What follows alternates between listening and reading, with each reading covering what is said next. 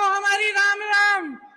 तो सुना आपने, ग्वालियर में प्रियंका गांधी ने राम राम कहकर भारतीय जनता पार्टी में बहुत बड़ी सेंध लगा दी।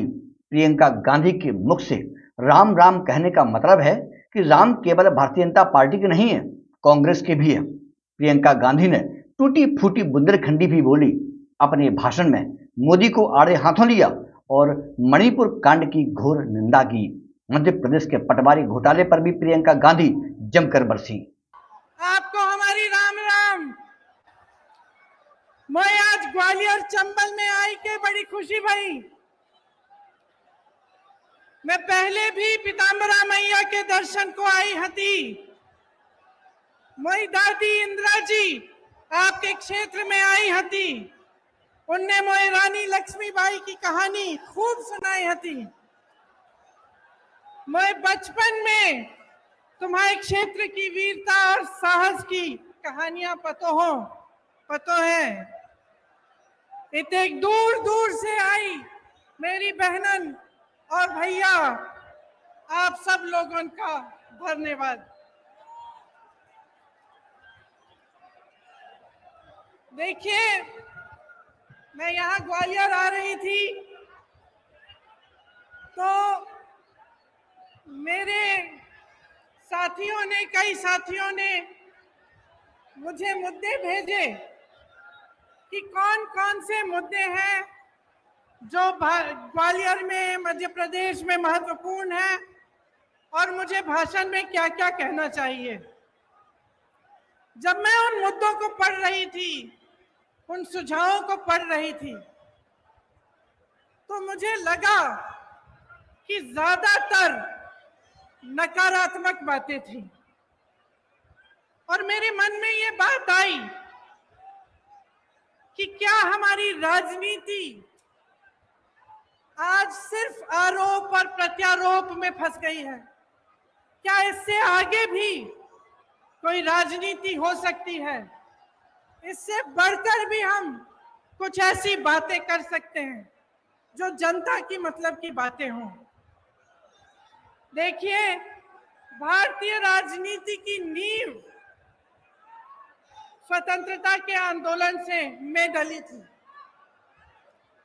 स्वतंत्रता का जो हमारा आंदोलन था उसे सत्याग्रह का नाम दिया गया था। तो सत्य की लड़ाई थी।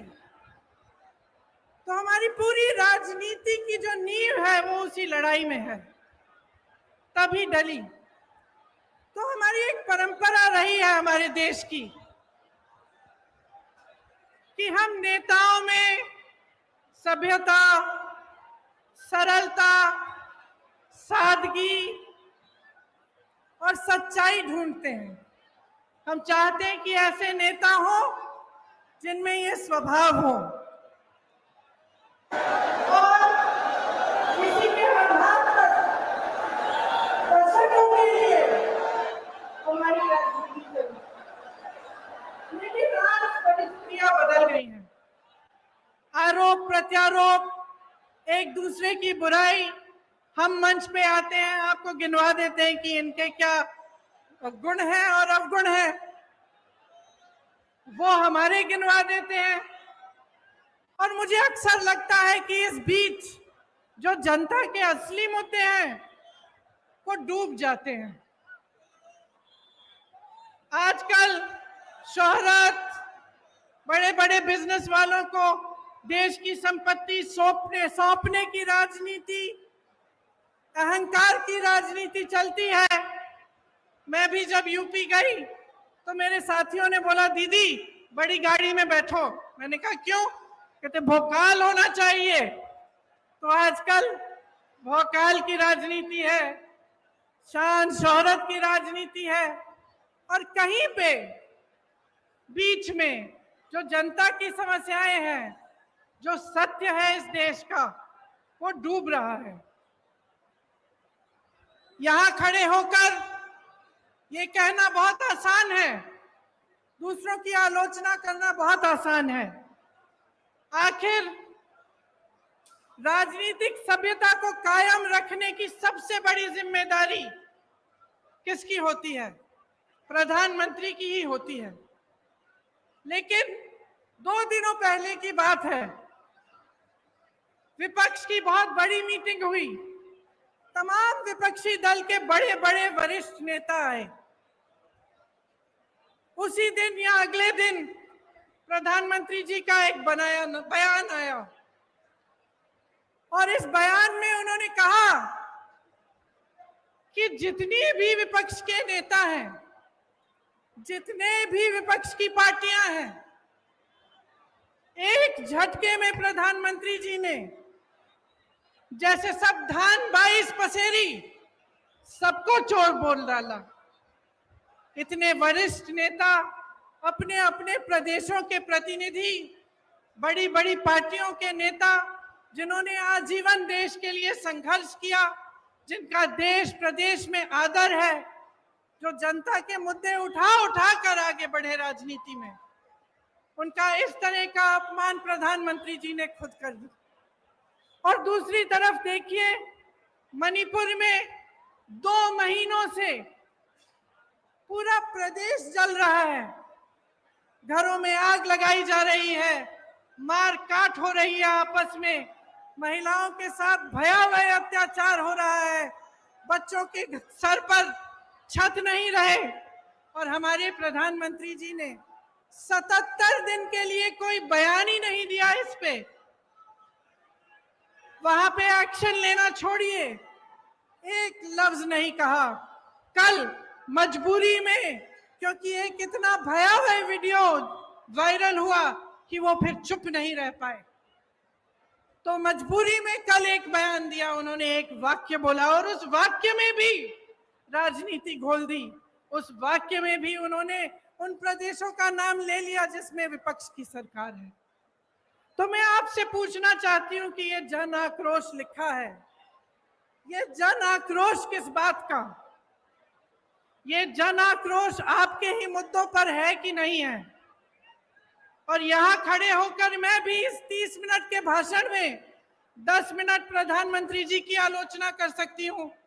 10 मिनट के लिए मैं ये कह सकती हूं कि कितनी घोषणाएं, नकली घोषणाएं की, कितने घोटाले किए, कितने नाटक करते हैं शिवराज जी। और मैं 10 मिनट के लिए सिंधिया जी के बारे में भी बोल सकती हूँ कि किस तरह से अचानक उनकी विचारधारा ही पलट गई। लेकिन आज मैं यहाँ आपका ध्यान भटकाने के लिए नहीं आई हूँ, मैं आपके मुद्दों पर बात करने आई हूँ। और आज जो सबसे बड़ा मुद्दा है आपका, मैं जानती हूँ क्या है, महंगाई का मुद्दा है। सबसे बड़ा मुद्दा आज महंगाई है। और मैं सिर्फ सब्जी, फल, आटा, गेहूं, इस सब की मैं महंगाई नहीं कह रही हूं। ये तो है ही, जब टमाटर 150 रुपए में आप खरीद नहीं सकते तो ये तो है ही। लेकिन इस महंगाई से किस तरह आपकी कमर तोड़ी जा रही है उसकी बात कर रही हूं। मैं वो बात कर रही हूं कि जब घर में इतनी बारिश हो रही है, आजकल छत से कुछ पानी गिर रहा है, आपको मरम्मत करवानी है, वो मरम्मत महंगी हो गई है। आपको किसी के घर जाना है, कुछ ले जाना है उनके लिए, वो खरीदना मुश्किल हो गया है। आपके बच्चों की फीस भरना मुश्किल हो गया है। इतनी बारिश में जो बच्चे स्कूल पाठशाला तक जा रहे हैं, उनके लिए छाता खरीदना मुश्किल हो गया है। आपके पूरे जीवन पर एक बहुत बड़ा बोझ बन गई है ये महंगाई। तो ये सिर्फ टमाटर के भाव की बात नहीं है, ये बात आपके जीवन की है कि किस तरह आप गुजारा कर पा रहे हैं, मैं समझ नहीं पा रही हूं। मेरी बहनें यहां बैठी हैं, सबसे बड़ा बोझ इन पर है। समाज का बोझ, महंगाई का बोझ मेरी बहनें उठाती हैं सबसे ज्यादा। आज रसोई के लिए सामान खरीदना है, तेल खरीदनी है, वो भी नहीं मिलती। गैस का सिलेंडर मिलता तो था, उसमें गैस भरना ही मुश्किल हो गया है। आज आपको खरीदने जाना है तो 1000 रुपए से कम नहीं मिल रहा। बच्चों की परवरिश कैसे होगी? सुबह उठ के आप अगले दिन का सामना कैसे करते हैं? कोई बीमार पड़ जाता है तो घबराहट उनकी भी होती है और इस बात की भी होती है कि मैं दवाई कहाँ से खरीद के लाऊं। घर पे बीमार पड़ा है, लेकिन दुकान जाकर इतनी महंगाई है कि दवाई ही नहीं मिलेगी, मैं क्या करूं। आज ये है आपकी परिस्थितियां। तो इस बीच मुझे उचित नहीं लगता कि यहां आकर मैं फिजूल की बातें करूं, मैं दूसरों की बार बार आलोचना करती रहूं। मुझे ये उचित लगता है कि हर चुनाव में, हर प्रदेश में, हर गांव में, हर मोहल्ले में जब कोई नेता जाता है तो उसे जनता के मुद्दों पर बात करना पड़ेगा, उसको बताना पड़ेगा कि ये महंगाई क्यों है, कि महंगाई के साथ साथ इतनी बेरोजगारी क्यों है, कि एक ऐसी सरकार क्यों है आज हमारे देश में जिसने पूरी की पूरी देश की संपत्ति एक या दो बड़े बड़े बिजनेस वालों को बेच दी। जहां से आपको रोजगार मिलता था, उन कंपनियों को जब इन्होंने अपने मित्रों को सौंपा तो उनको मालूम होगा कि आप बेरोजगार होंगे। आपको रोजगार कहां से मिलता था? पीएसयू से मिलता था, बड़ी बड़ी जो सरकारी कंपनी थी उनसे मिलता था। आपको रोजगार खेती की कमाई से मिलता था, आपको रोजगार सेना से मिलता था, आपको रोजगार छोटे छोटे व्यापार से मिलता था। आज परिस्थितियां क्या हैं? जो बड़ी बड़ी कंपनियां हैं वो तो सारी सौंप दी इन्होंने अपने दोस्तों को। सेना की भर्ती का क्या किया अग्निवीर का आप जानते हैं। आपका ये जो क्षेत्र है ग्वालियर का क्षेत्र, रानी लक्ष्मीबाई जी का क्षेत्र है, यहां से तमाम वीर जवान जाकर हमारे सरहद पे खड़े होते हैं। आप जानते हैं सबसे अच्छी तरह कि जब से अग्निवीर की स्कीम आई और 4 साल की सेना में भर्ती कराई गई, तब से क्या स्थिति है। मैं कुछ हरियाणा के नौजवानों से मिली, उन्होंने मुझे बताया कि ट्रेनिंग से ही लोग वापस जा रहे हैं घर। तो कहते हैं कि हम इतनी ट्रेनिंग, इतनी कड़ी ट्रेनिंग कर किस लिए रहे हैं। हम इतनी कड़ी ट्रेनिंग इसलिए कर रहे हैं कि 4 साल बाद हम बेरोजगार होकर वापस आ जाएं, और जब घर आएंगे तो सरकार ने ये परिस्थितियां बना दी हैं कि घर पे भी किसानी से चाहे जितनी भी मेहनत कर लो, इतनी महंगाई है, इतनी मुश्किलें हैं कि किसानी से भी नहीं कमा पाएंगे। तो घर आकर क्या करेंगे? वहां भर्ती के लिए तमाम नौजवान पढ़ाई करते हैं, माँ बाप मेहनत की कमाई से उनके लिए पैसे इकट्ठे करते हैं। कोई 10,000 के ट्यूशन, कोई 20,000 के ट्यूशन करता है, और फिर देखिए पटवारी के इम्तिहान में किस तरह से घोटाला हो गया। तो इन चीजों का समाधान क्या है? आज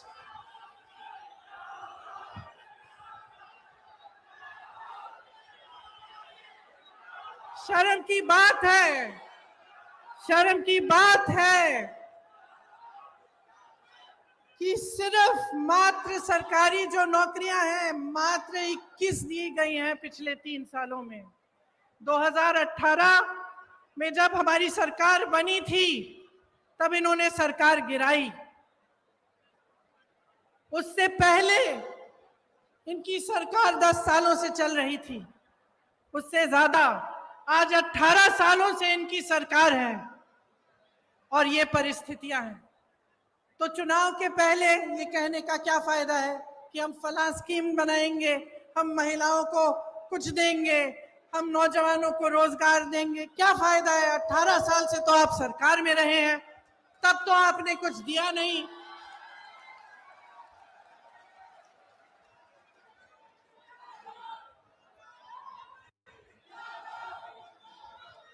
तो ये परिस्थितियां हैं, ये सच्चाई है। आपके मुद्दे क्या हैं? महंगाई है, बेरोजगारी है। जिस तरह से ये घोटाले पे घोटाला होता जा रहा है, जिसकी बड़ी लंबी लिस्ट है, यहां मेरे पास निकालते हूं। क्योंकि इतनी लंबी है कि इतने सारे याद भी नहीं रह पाते। खैर, निकाल के बाद में बताऊंगी, दिख नहीं रही। तो इन्होंने इतने सारे घोटाले किए, कुछ नहीं छोड़ा, सड़कें नहीं छोड़ी, कुछ नहीं छोड़ा, भगवान की मूर्तियां नहीं छोड़ी महाकाल में।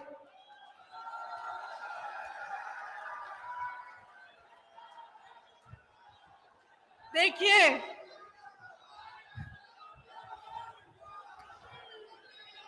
एक बात है, देखिए, दो बातें।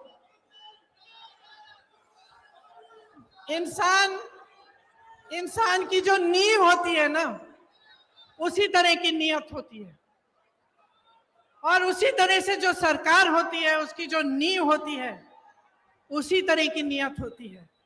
ये जो सरकार इन्होंने हमारी सरकार गिरा के बनाई, इसकी नींव ही गलत थी। पैसों से खरीदी सरकार है।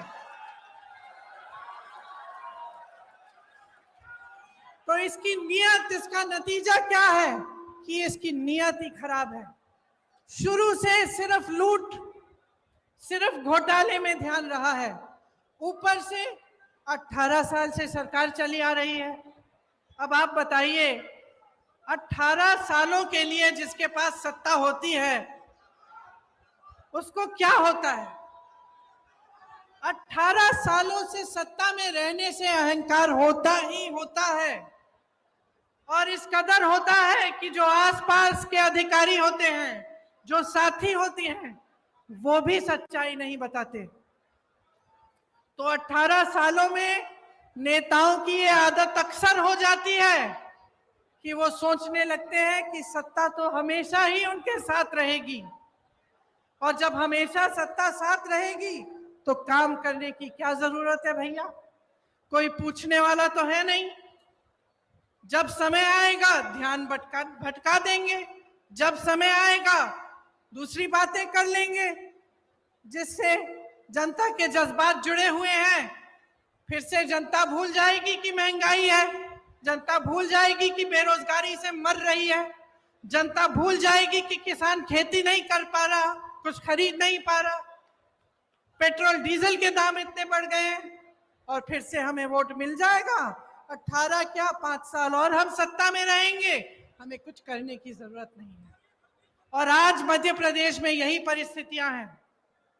सत्ता की वजह से अहंकार है, सत्ता की वजह से आलस है, और सुन लीजिए, सत्ता का स्वभाव है कि वो इंसान की भी असलियत उभार देती है। ये सत्ता का स्वभाव है। आप सत्ता को एक नेक इंसान के हाथ में दो, वो भलाई करेगा, आपकी सेवा करेगा। आप सत्ता को गलत इंसान के हाथों में दे दो तो इसी तरह की लूट मचेगी जो आपके प्रदेश में आज मच रही है।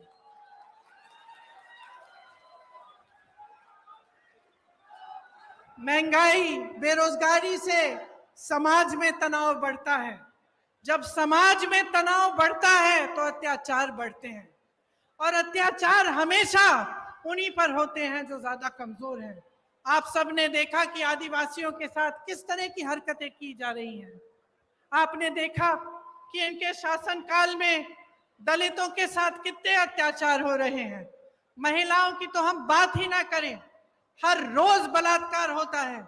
एक तरफ आपके अखबारों में बड़े बड़े इश्तिहार हैं इनकी सरकार के, और दूसरी तरफ ये खबरें कि किसी भाजपा के नेता के बेटे ने किसी के बलात्कार किया है, उसका आरोपी है, या फिर किसी महिला की छेड़छाड़ की है। तो ये परिस्थितियां हैं। अब आपको समझाना जरूरी भी है, लेकिन मैं जानती हूं कि सबसे ज्यादा विवेक जनता में होता है, सबसे ज्यादा। और मेरी समझ यह है कि जनता कभी गलत निर्णय नहीं लेती। जो भी निर्णय है उसका आदर लोकतंत्र को करना पड़ता है। तो अब समय आ गया है कि आप अपने लिए, अपने भविष्य के लिए एक बहुत बड़ा निर्णय करने वाले हैं। यह निर्णय क्या है कि अगले 5 सालों में क्या आप यही चाहते हैं जो आपने पिछले 5 सालों में देखा? और इस विषय में मैं आपसे पूछना चाहती हूं, मेरे नौजवान भाई बहन, बताइए आप में से कितनों को रोजगार मिला है?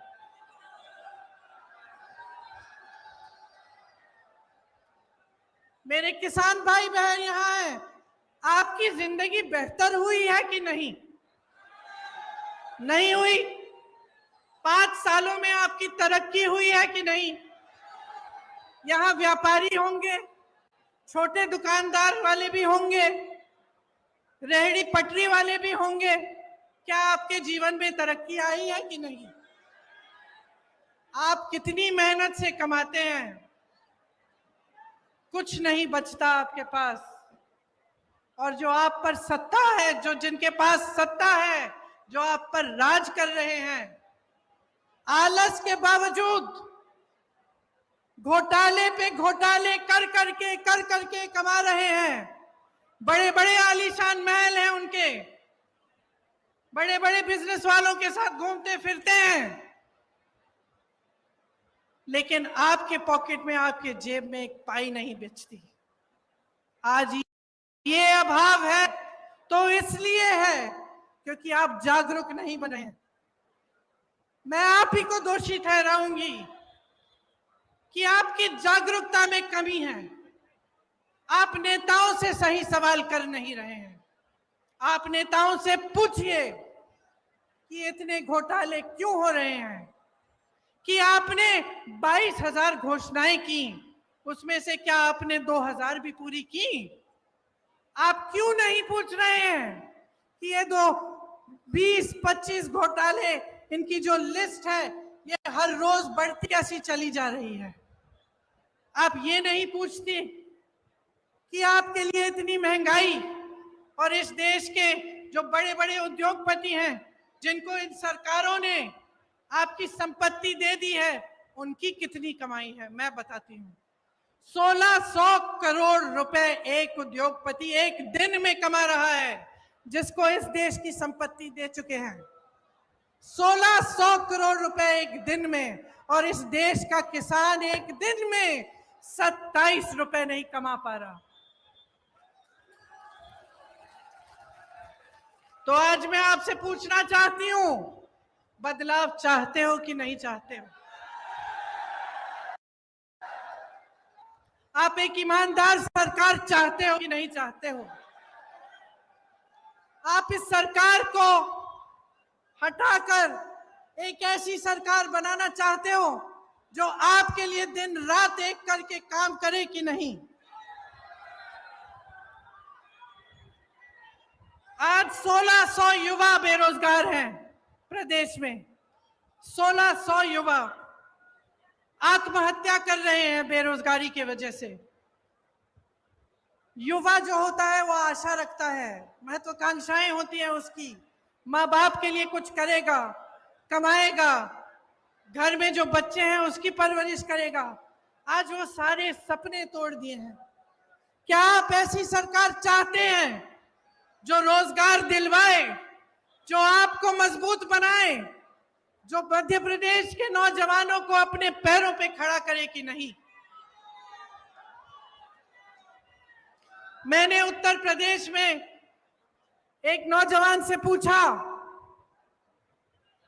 कि बेटा, ये जो राशन की बोरी तुम्हें दी जाती है, तुम्हें ये चाहिए कि तुम्हें नौकरी चाहिए? मैं सबसे पूछती थी, एक ऐसा नौजवान नहीं था जिसने कहा मुझे राशन की बोरी दो। एक नहीं था। जितने भी नौजवान थे, चाहे जितने गरीब हों, चाहे छोटे छोटे से घर में रहते हों, वो सब कहते थे हमें रोजगार चाहिए, हमें नौकरी चाहिए, हम अपने पैरों पे खड़े होकर अपने परिवार के लिए खुद कमाना चाहते हैं। और इस सरकार ने आपको निर्भर बनाने का काम किया है। आपको राशन पर निर्भर करेंगे या आपको अपनी फालतू की स्कीमों पर निर्भर करेंगे जिसमें आपको कुछ मिलता भी नहीं है? लेकिन आपको रोजगार नहीं दिलवाएंगे, आपको अपने पैरों पर खड़े होने का काम नहीं करने देंगे। इसीलिए कांग्रेस जो है वो आपके लिए कुछ वादे, कुछ गारंटी लाई है।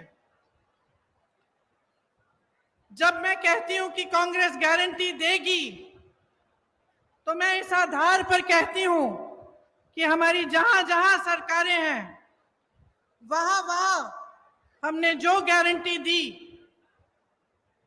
वो निभाई जा रही हैं। चाहे आप मध्य प्रदेश में, चाहे आप कर्नाटका में, चाहे आप हिमाचल प्रदेश में, चाहे आप राजस्थान में देखें, तो जो वादे किए थे वो निभाए जा रहे हैं।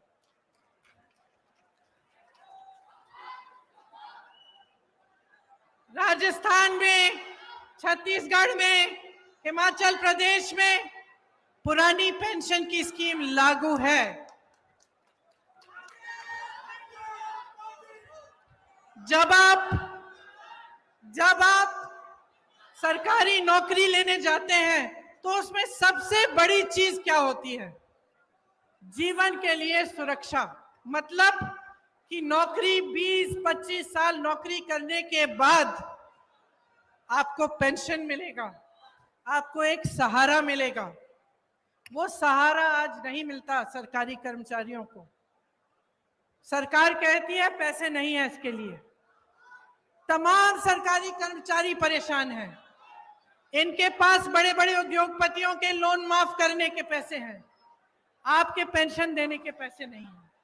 इसीलिए जहां जहां कांग्रेस की सरकार है वहां वहां पुरानी पेंशन आज लागू है, क्योंकि हम आपका आदर करते हैं।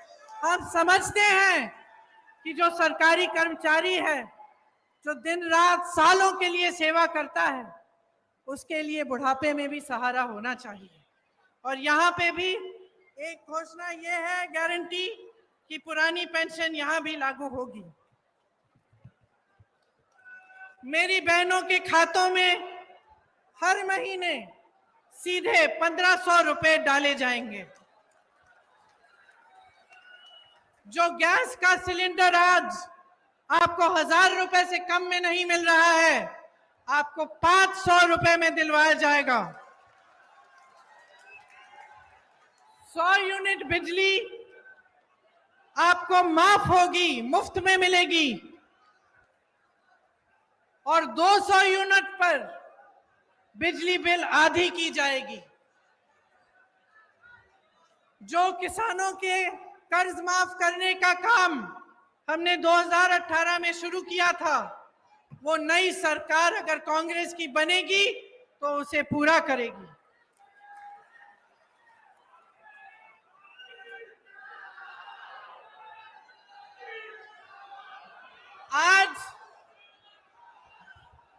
आज छत्तीसगढ़ में कांग्रेस की सरकार है, 2600 रुपए धान मिल रहा है। 2600 रुपए आपको मिलते हैं धान के लिए। जहां वहां जो वादे किए उनको पूरा करने का काम शुरू है। कर्नाटका में कहा था कि महिलाओं को बस में यात्रा मुफ्त में मिलेगी, आज महिलाएं मुफ्त में यात्रा कर रही हैं। तो इस बार मध्य प्रदेश में मुझे लगता है कि प्रचंड बदलाव की लहर है। और मैं आपसे आग्रह करती हूं कि प्रचंड बहुमत से आप इस बार कांग्रेस को जिताइए। एक ऐसी मजबूत सरकार बनाइए जो न खरीदी जा सके न गिराई जा सके, जो 5 सालों के लिए दिन रात आपके लिए काम करे और आपके ही भविष्य को मजबूत बनाए।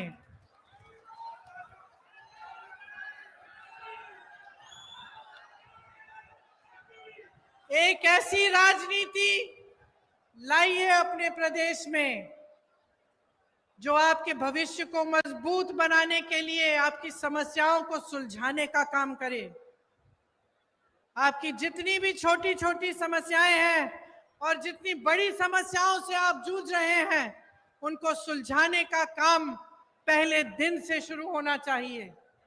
और कमलनाथ जी से मैं अपनी तरफ से एक छोटी सी मांग अपनी तरफ से भी करना चाहती हूँ।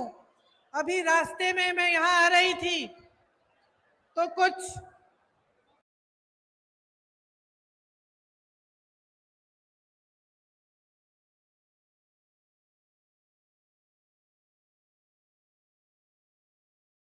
मुझे दिव्यांग लोग मिले। उन्होंने कहा कि उनका पेंशन सिर्फ मात्र 600 रुपए है। तो मैं आपसे आग्रह करती हूं कि आपकी जब सरकार बनेगी तो उनका पेंशन भी जरूर बढ़ाइएगा।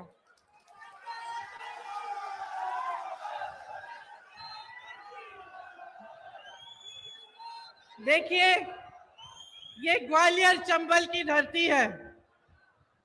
जैसे मैंने कहा, झांसी की रानी की धरती है। बड़े बड़े यहां से महापुरुष हुए, अपने क्षेत्र के लिए, अपने देश के लिए, अपनी जनता के लिए जी जान एक की। ग्वालियर चंबल बारे अब की जी मामा जी की भ्रष्ट सरकार बदलबे बारे है।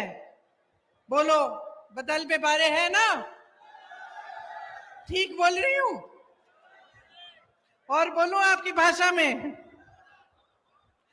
एक बार हमारे संगे जोर से बोलो, भाजपा जाए बेबारी है, कांग्रेस आए बेबारी है।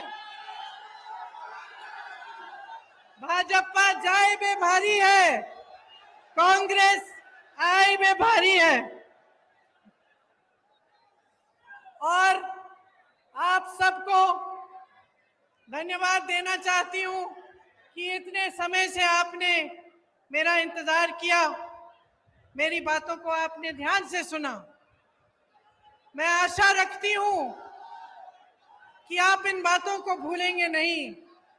और चाहे जिस भी पार्टी का नेता आपके सामने आए, मंच पे खड़ा हो, आप उससे ये जरूर पूछिए कि आपके मुद्दों पे बात करें और आपके लिए वो क्या करेंगे। तो आप सबको बहुत बहुत धन्यवाद। जय हिंद।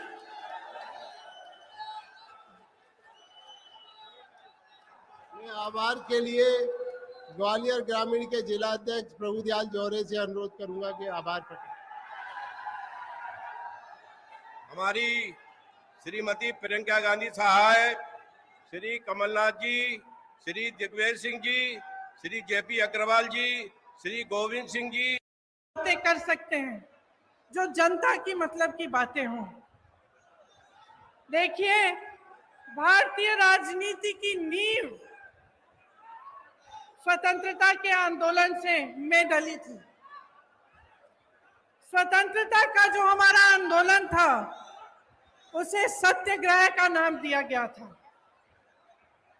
तो सत्य की लड़ाई थी। तो हमारी पूरी राजनीति की जो नींव है वो उसी लड़ाई में है, तभी डली। तो हमारी एक परंपरा रही है हमारे देश की कि हम नेताओं में सभ्यता, सरलता, सादगी और सच्चाई ढूंढते हैं। हम चाहते हैं कि ऐसे नेता हो जिनमें ये स्वभाव हो। और इसी के आधार पर दशकों के लिए हमारी राजनीति चली। लेकिन आज परिस्थितियां बदल गई हैं। आरोप प्रत्यारोप, एक दूसरे की बुराई, हम मंच पे आते हैं, आपको गिनवा देते हैं कि इनके क्या गुण हैं और अवगुण हैं, वो हमारे गिनवा देते हैं। और मुझे अक्सर लगता है कि इस बीच जो जनता के असली मुद्दे हैं वो डूब जाते हैं। आजकल शोहरत, बड़े बड़े बिजनेस वालों को देश की संपत्ति सौंपने की राजनीति, अहंकार की राजनीति चलती है। मैं भी जब यूपी गई तो मेरे साथियों ने बोला, दीदी बड़ी गाड़ी में बैठो। मैंने कहा क्यों? कहते भोकाल होना चाहिए। तो आजकल भोकाल की राजनीति है, शान शोहरत की राजनीति है, और कहीं पे बीच में जो जनता की समस्याएं हैं, जो सत्य है इस देश का, वो डूब रहा है। यहां खड़े होकर ये कहना बहुत आसान है, दूसरों की आलोचना करना बहुत आसान है।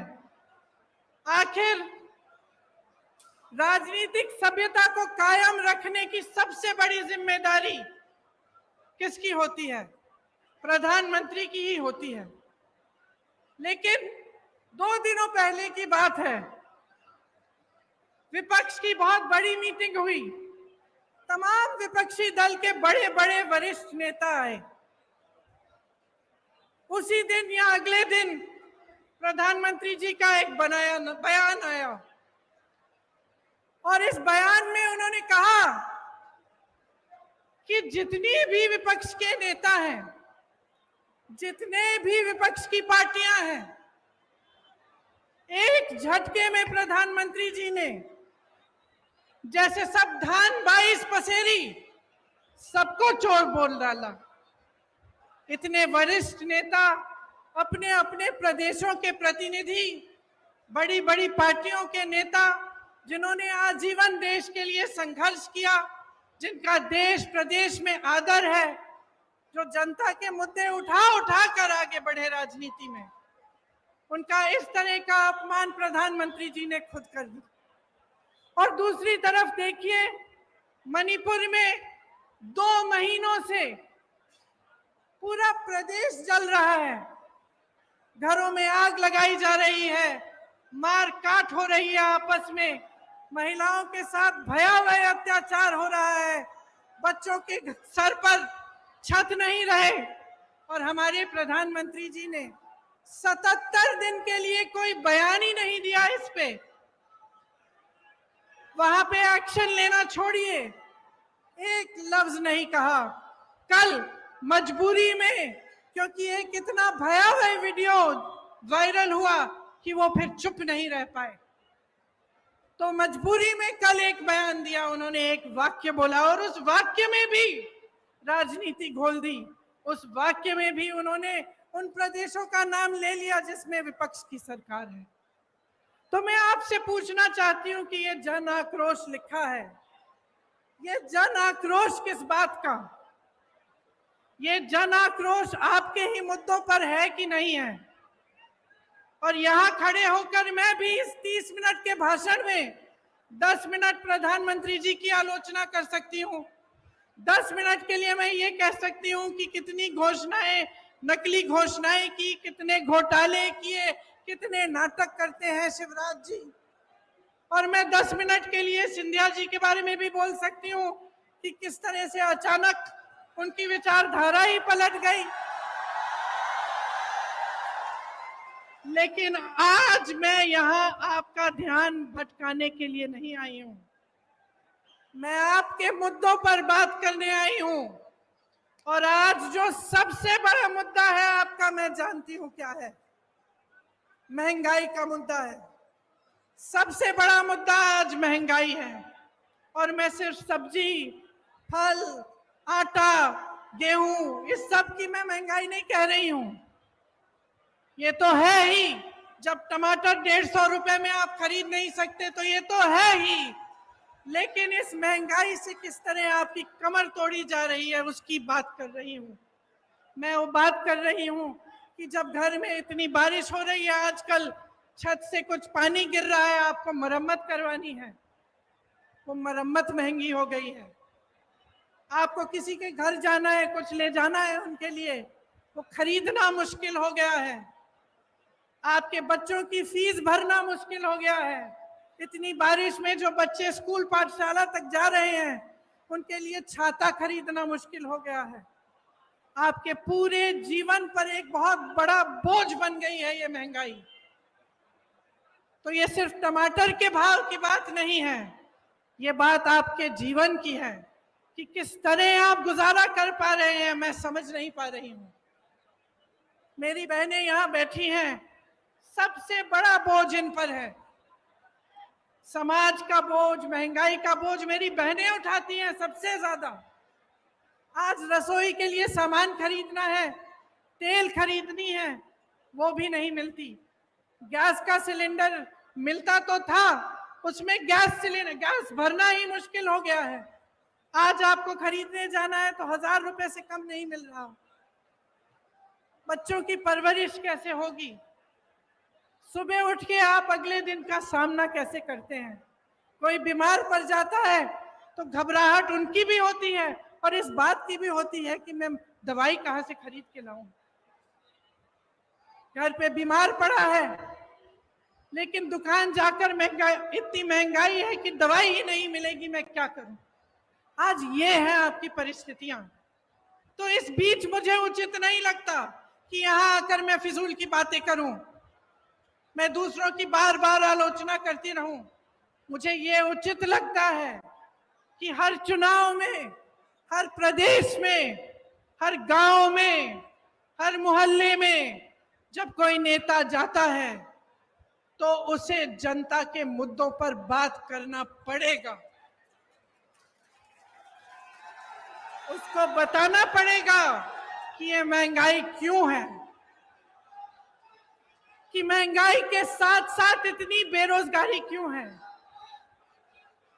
कि एक ऐसी सरकार क्यों है आज हमारे देश में जिसने पूरी की पूरी देश की संपत्ति 1 या 2 बड़े बड़े बिजनेस वालों को बेच दी। जहां से आपको रोजगार मिलता था, उन कंपनियों को जब इन्होंने अपने मित्रों को सौंपा तो उनको मालूम होगा कि आप बेरोजगार होंगे। आपको रोजगार कहां से मिलता था? पीएसयू से मिलता था, बड़ी बड़ी जो सरकारी कंपनी थी उनसे मिलता था। आपको रोजगार खेती की कमाई से मिलता था, आपको रोजगार सेना से मिलता था, आपको रोजगार छोटे छोटे व्यापार से मिलता था। आज परिस्थितियां क्या हैं? जो बड़ी बड़ी कंपनियां हैं वो तो सारी सौंप दी इन्होंने अपने दोस्तों को। सेना की भर्ती का क्या किया अग्निवीर का आप जानते हैं। आपका ये जो क्षेत्र है, ग्वालियर का क्षेत्र, रानी लक्ष्मीबाई जी का क्षेत्र है। यहां से तमाम वीर जवान जाकर हमारे सरहद पे खड़े होते हैं। आप जानते हैं सबसे अच्छी तरह कि जब से अग्निवीर की स्कीम आई और 4 साल की सेना में भर्ती कराई गई, तब से क्या स्थिति है। मैं कुछ हरियाणा के नौजवानों से मिली, उन्होंने मुझे बताया कि ट्रेनिंग से ही लोग वापस जा रहे हैं घर। तो कहते हैं कि हम इतनी ट्रेनिंग, इतनी कड़ी ट्रेनिंग कर किस लिए रहे हैं?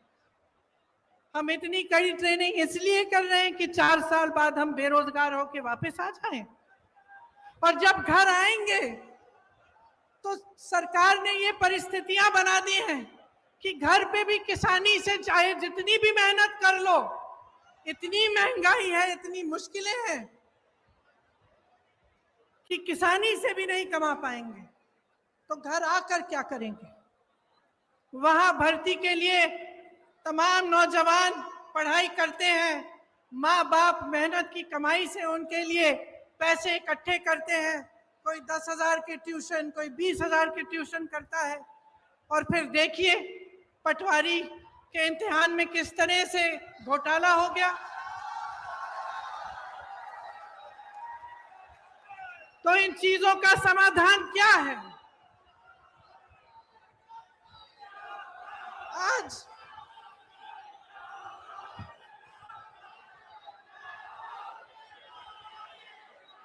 शर्म की बात है, शर्म की बात है कि सिर्फ मात्र सरकारी जो नौकरियां हैं मात्र 21 दी गई हैं पिछले 3 सालों में। 2018 में जब हमारी सरकार बनी थी तब इन्होंने सरकार गिराई।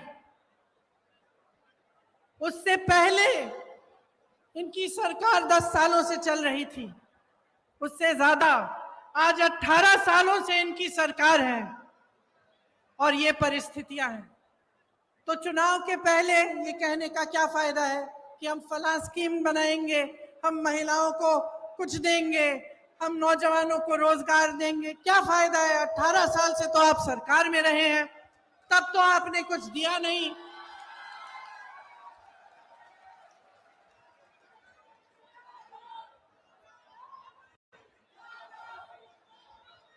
तो ये परिस्थितियां हैं, ये सच्चाई है। आपके मुद्दे क्या हैं? महंगाई है, बेरोजगारी है। जिस तरह से ये घोटाले पे घोटाला होता जा रहा है, जिसकी बड़ी लंबी लिस्ट है यहाँ मेरे पास, निकालते हूँ क्योंकि इतनी लंबी है कि इतने सारे याद भी नहीं रह पाते। खैर, निकाल के बाद में बताऊंगी, दिख नहीं रही। तो इन्होंने इतने सारे घोटाले किए, कुछ नहीं छोड़ा, सड़कें नहीं छोड़ी, कुछ नहीं छोड़ा, भगवान की मूर्तियां नहीं छोड़ी महाकाल में।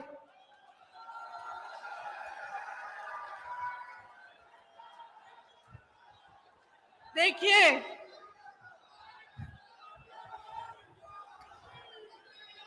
एक बात है, देखिए, दो बातें।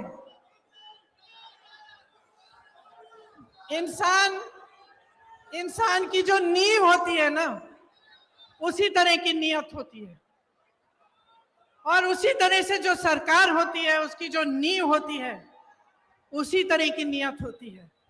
ये जो सरकार इन्होंने हमारी सरकार गिरा के बनाई, इसकी नींव ही गलत थी। पैसों से खरीदी सरकार है। तो इसकी नियत, इसका नतीजा क्या है कि इसकी नियत ही खराब है। शुरू से सिर्फ लूट, सिर्फ घोटाले में ध्यान रहा है। ऊपर से 18 साल से सरकार चली आ रही है। अब आप बताइए, 18 सालों के लिए जिसके पास सत्ता होती है, उसको क्या होता है? 18 सालों से सत्ता में रहने से अहंकार होता ही होता है, और इस कदर होता है कि जो आसपास के अधिकारी होते हैं, जो साथी होते हैं, वो भी सच्चाई नहीं बताते। तो 18 सालों में नेताओं की ये आदत अक्सर हो जाती है कि वो सोचने लगते हैं कि सत्ता तो हमेशा ही उनके साथ रहेगी, और जब हमेशा सत्ता साथ रहेगी तो काम करने की क्या जरूरत है भैया? कोई पूछने वाला तो है नहीं। जब समय आएगा ध्यान भटका देंगे, जब समय आएगा दूसरी बातें कर लेंगे, जिससे जनता के जज्बात जुड़े हुए हैं। फिर से जनता भूल जाएगी कि महंगाई है, जनता भूल जाएगी कि बेरोजगारी से मर रही है, जनता भूल जाएगी कि किसान खेती नहीं कर पा रहा, कुछ खरीद नहीं पा रहा, पेट्रोल डीजल के दाम इतने बढ़ गए हैं, और फिर से हमें वोट मिल जाएगा। 18 क्या 5 साल और हम सत्ता में रहेंगे, हमें कुछ करने की जरूरत नहीं है। और आज मध्य प्रदेश में यही परिस्थितियां हैं। सत्ता की वजह से अहंकार है, सत्ता की वजह से आलस है, और सुन लीजिए, सत्ता का स्वभाव है कि वो इंसान की भी असलियत उभार देती है। ये सत्ता का स्वभाव है।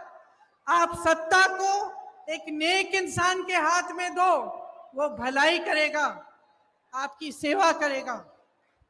आप सत्ता को गलत इंसान के हाथों में दे दो तो इसी तरह की लूट मचेगी जो आपके प्रदेश में आज मच रही है।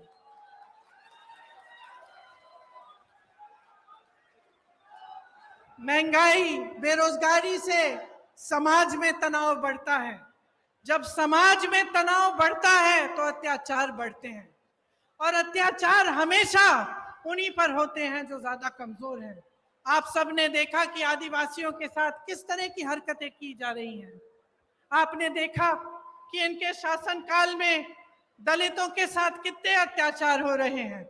महिलाओं की तो हम बात ही ना करें, हर रोज बलात्कार होता है। एक तरफ आपके अखबारों में बड़े बड़े इश्तिहार हैं इनकी सरकार के, और दूसरी तरफ ये खबरें कि किसी भाजपा के नेता के बेटे ने किसी के का बलात्कार किया है, उसका आरोपी है, या फिर किसी महिला की छेड़छाड़ की है, तो ये परिस्थितियां हैं। अब आपको समझाना जरूरी भी है, लेकिन मैं जानती हूं कि सबसे ज्यादा विवेक जनता में होता है, सबसे ज्यादा। और मेरी समझ यह है कि जनता कभी गलत निर्णय नहीं लेती। जो भी निर्णय है उसका आदर लोकतंत्र को करना पड़ता है। तो अब समय आ गया है कि आप अपने लिए, अपने भविष्य के लिए एक बहुत बड़ा निर्णय करने वाले हैं। यह निर्णय क्या है कि अगले 5 सालों में क्या आप यही चाहते हैं जो आपने पिछले 5 सालों में देखा? और इस विषय में मैं आपसे पूछना चाहती हूं, मेरे नौजवान भाई बहन, बताइए आप में से कितनों को रोजगार मिला है?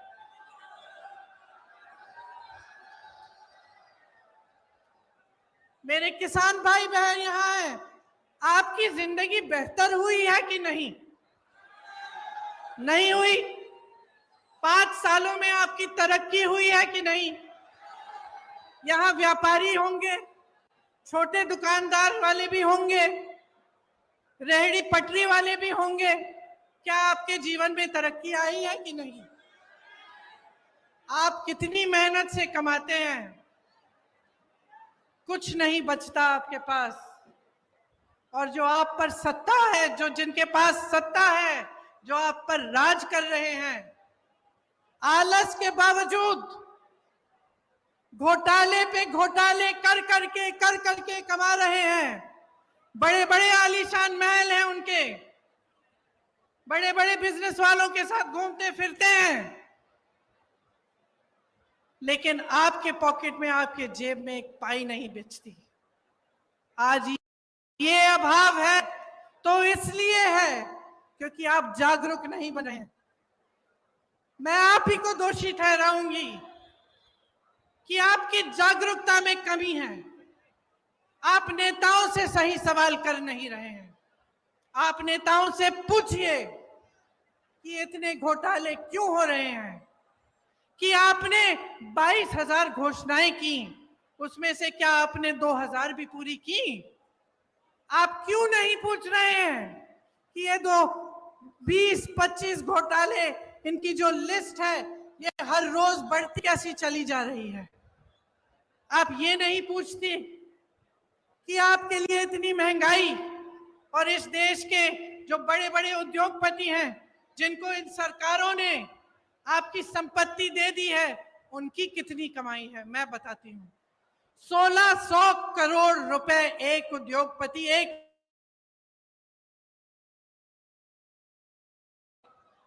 1600 करोड़ रुपए एक दिन में, और इस देश का किसान एक दिन में 27 रुपए नहीं कमा पा रहा।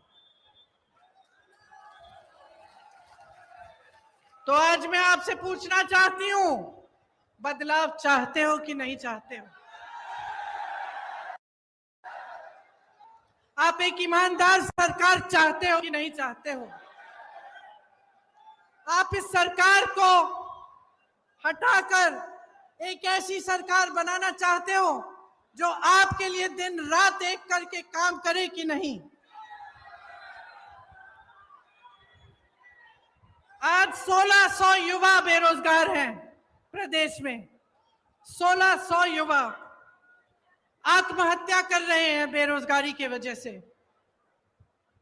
युवा जो होता है वो आशा रखता है, महत्वाकांक्षाएं होती हैं उसकी, माँ बाप के लिए कुछ करेगा, कमाएगा, घर में जो बच्चे हैं उसकी परवरिश करेगा। आज वो सारे सपने तोड़ दिए हैं। क्या आप ऐसी सरकार चाहते हैं जो रोजगार दिलवाए, जो आपको मजबूत बनाए, जो मध्य प्रदेश के नौजवानों को अपने पैरों पे खड़ा करे कि नहीं? मैंने उत्तर प्रदेश में एक नौजवान से पूछा कि बेटा, ये जो राशन की बोरी तुम्हें दी जाती है, तुम्हें ये चाहिए कि तुम्हें नौकरी चाहिए। मैं सबसे पूछती थी, एक ऐसा नौजवान नहीं था जिसने कहा मुझे राशन की बोरी दो। एक नहीं था। जितने भी नौजवान थे, चाहे जितने गरीब हों, चाहे छोटे छोटे से घर में रहते हों, वो सब कहते थे हमें रोजगार चाहिए, हमें नौकरी चाहिए, हम अपने पैरों पे खड़े होकर अपने परिवार के लिए खुद कमाना चाहते हैं। और इस सरकार ने आपको निर्भर बनाने का काम किया है। आपको राशन पर निर्भर करेंगे या आपको अपनी फालतू की स्कीमों पर निर्भर करेंगे जिसमें आपको कुछ मिलता भी नहीं है, लेकिन आपको रोजगार नहीं दिलवाएंगे, आपको अपने पैरों पर खड़े होने का काम नहीं करने देंगे। इसीलिए कांग्रेस जो है वो आपके लिए कुछ वादे, कुछ गारंटी लाई है। जब मैं कहती हूं कि कांग्रेस गारंटी देगी, तो मैं इस आधार पर कहती हूं कि हमारी जहां जहां सरकारें हैं, वहां वहां हमने जो गारंटी दी वो निभाई जा रही हैं। चाहे आप मध्य प्रदेश में, चाहे आप कर्नाटका में, चाहे आप हिमाचल प्रदेश में, चाहे आप राजस्थान में देखें, तो जो वादे किए थे वो निभाए जा रहे हैं।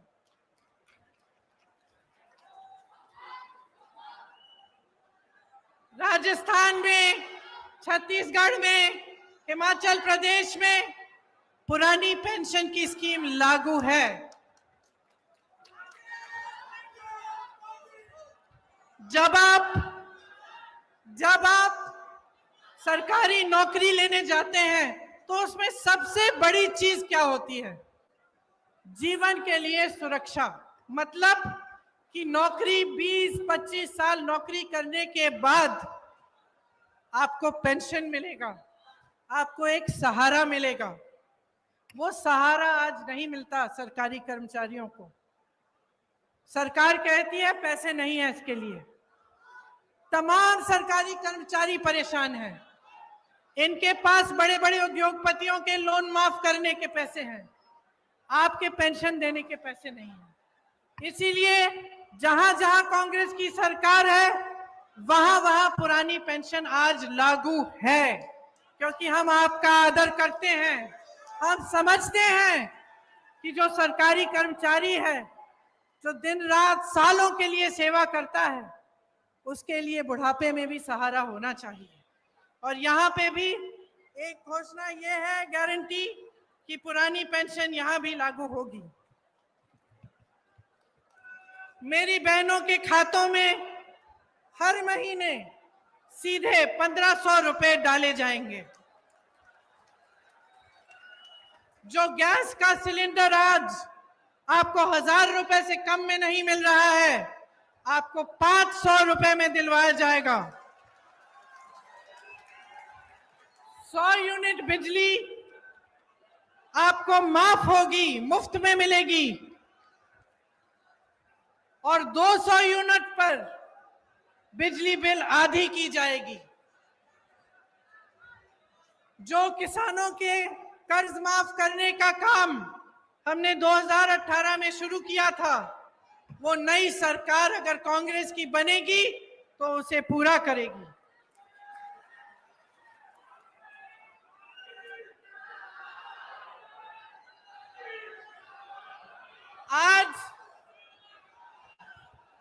आज छत्तीसगढ़ में कांग्रेस की सरकार है, 2600 रुपए धान मिल रहा है। 2600 रुपए आपको मिलते हैं धान के लिए। जहां पे हिमाचल में हमारी सरकार है, वहां जो वादे किए उनको पूरा करने का काम शुरू है।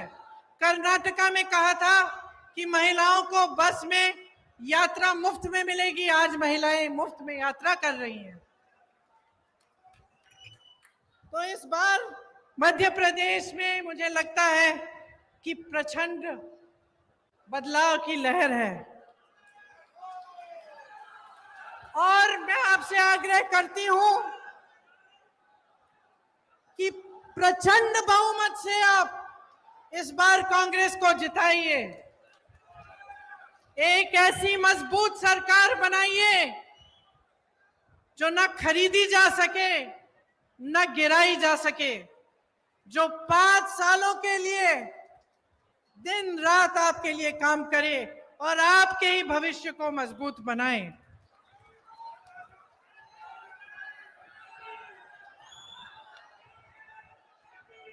एक ऐसी राजनीति लाइए अपने प्रदेश में जो आपके भविष्य को मजबूत बनाने के लिए आपकी समस्याओं को सुलझाने का काम करे। आपकी जितनी भी छोटी छोटी समस्याएं हैं और जितनी बड़ी समस्याओं से आप जूझ रहे हैं, उनको सुलझाने का काम पहले दिन से शुरू होना चाहिए। और कमलनाथ जी से मैं अपनी तरफ से एक छोटी सी मांग अपनी तरफ से भी करना चाहती हूं। अभी रास्ते में मैं यहाँ आ रही थी तो कुछ मुझे दिव्यांग लोग मिले। उन्होंने कहा कि उनका पेंशन सिर्फ मात्र 600 रुपए है। तो मैं आपसे आग्रह करती हूं कि आपकी जब सरकार बनेगी तो उनका पेंशन भी जरूर बढ़ाइएगा।